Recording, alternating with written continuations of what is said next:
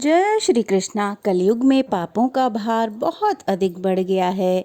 जाने अनजाने में ना जाने कितने दोष लग जाते हैं, जिनका प्रायश्चित किए बिना आत्मा शुद्ध नहीं हो सकती। और ऐसे में सभी पापों का समन करने के लिए और मोक्ष प्राप्ति करने के लिए शास्त्रों में अनेकों उपाय बताए गए हैं। किंतु जब पाप अधिक हो और समय बहुत कम हो तो ऐसे में केवल एक ही उपाय होता है, पाप नाशक स्तोत्र का पठन या श्रवण और पाप मोचनी एकादशी व्रत का धारण करना। कलयुग में मनुष्य अपने पिछले जन्म के साथ साथ इस जन्म में भी अनगिनत पापों में लिप्त हो जाता है। कभी लोभवश, मोहवश तो कभी अज्ञानतावश। शास्त्रों में कहा गया है कि कलयुग में अनेकों दोष हैं, लेकिन भगवान की पूजा पाठ और कथा श्रवण करने से इस दोष का नाश भी होता है। तो आज के वीडियो में आप सब सुनेंगे पाप मोचनी एकादशी की व्रत कथा। तो चलिए पावन पवित्र पाप मोचनी एकादशी का श्रवण करते हैं। फाल्गुन शुक्ल पक्ष की एकादशी बीत चुकी थी। चंद्रमा क्षीण होते हुए चैत्र की ओर अग्रसर हो रहा था।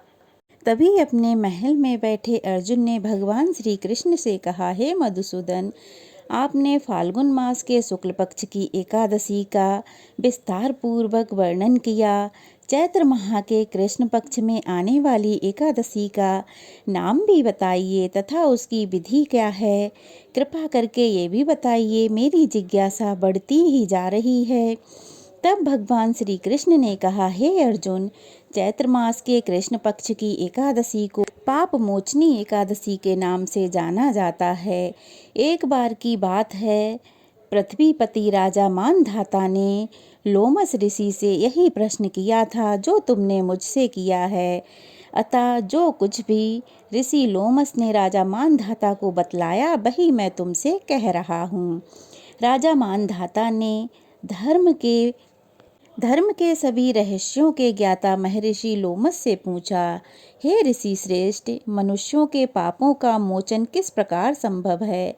कृपया कर कोई ऐसा सरल उपाय बताएं जिससे सभी को सहज ही पापों से छुटकारा मिल सके। तब महर्षि लोमस ने कहा, हे राजन, चैत्र मास के कृष्ण पक्ष की एकादशी का नाम पाप मोचनी एकादशी है। उसके व्रत के प्रभाव से मनुष्यों के अनेकों पाप नष्ट हो जाते हैं। मैं तुम्हें इस व्रत की कथा सुनाता हूँ, तुम ध्यान पूर्वक सुनो। प्राचीन समय में चैत्र रथ नाम का एक वन था, जिसमें अप्सराएं किन्नरों के साथ विहार किया करती थीं।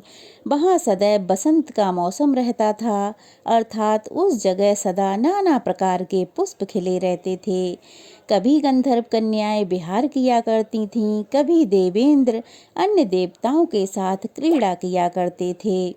उसी वन में मेधावी नाम के एक ऋषि भी तपस्या में लीन रहते थे।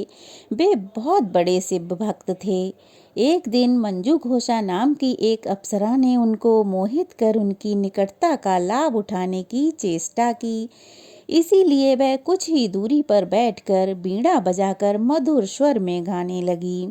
उसी समय शिव भक्त महर्षि मेधावी को कामदेव भी जीतने का प्रयास करने लगे।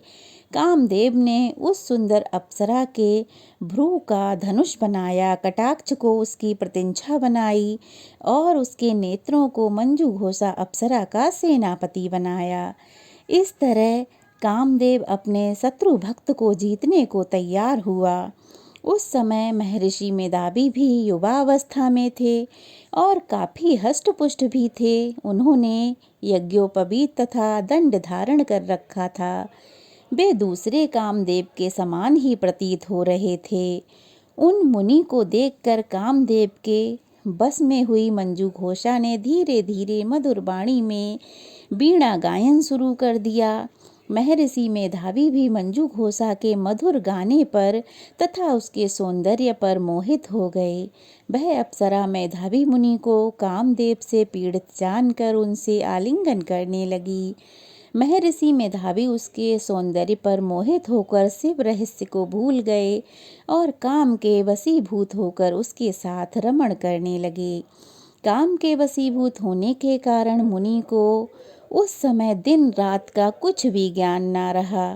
काफी समय तक वे रमण करते रहे। उसके बाद मंजू घोषा उन मुनि से बोली, हे ऋषिवर, अब बहुत समय हो गया है, अतः अब मुझे स्वर्ग जाने की आज्ञा दीजिए।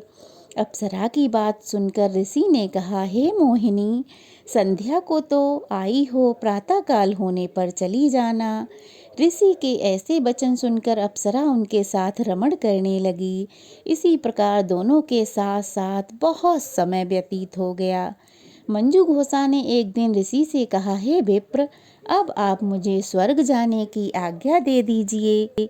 इस बार मुनि ने कहा, हे रूपसी, अभी ज़्यादा समय व्यतीत नहीं हुआ है, कुछ समय और ठहरो। मुनि की बात सुन अप्सरा ने कहा, हे ऋषिवर, आपकी रात तो बहुत लंबी है, आप स्वयं ही सोचिए कि मुझे आपके पास आए कितना समय हो गया। अब और ज़्यादा समय ठहरना क्या उचित होगा? अप्सरा की बात सुनकर मुनि को समय का बोध हुआ और वह गंभीरता पूर्वक विचार करने लगे। जब उन्हें समय का ज्ञान हुआ कि उन्हें रमण करते करते 57 वर्ष व्यतीत हो चुके हैं, तो उस अप्सरा को वह काल का रूप समझने लगे।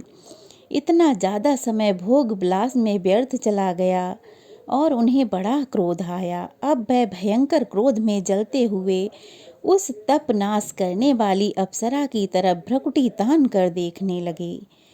क्रोध से उनके अधर कांपने लगे और इंद्रियां बेकाबू होने लगीं।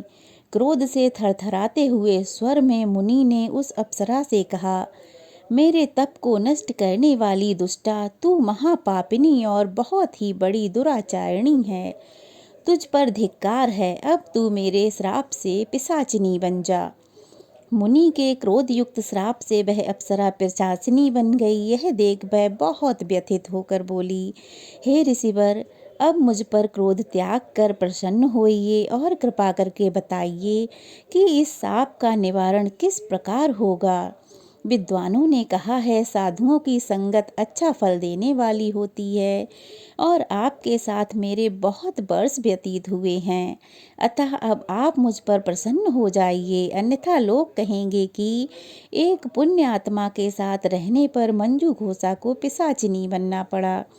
मंजू घोषा की बात सुनकर मुनि को अपना क्रोध त्यागना पड़ा और अत्यंत ग्लानि हुई, साथ ही अपनी अपकीर्ति का भय भी हुआ। अतः पिशाचिनी बनी मंजू घोषा से मुनि ने कहा, तूने मेरा बड़ा बुरा किया, किंतु फिर भी मैं तुझे श्राप से मुक्ति का उपाय बतलाता हूँ।